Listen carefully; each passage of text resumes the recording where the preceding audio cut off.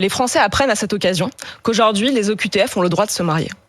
Peut-être qu'on peut aussi leur apprendre que les OQTF ont le droit d'acheter une maison et le droit de s'inscrire à l'université. Voilà, comme ça, au moins, tout le monde sera maintenant au courant qu'un clandestin, hors la loi, a ces droits-là sur notre sol. On n'est pas hors la loi quand on est clandestin. Quand on est clandestin, on est hors la loi. Non, on a violé l'entrée dans le territoire français ou alors on y est resté de manière illégale. Illégal égale hors la loi, donc oui, ce sont des hors la loi.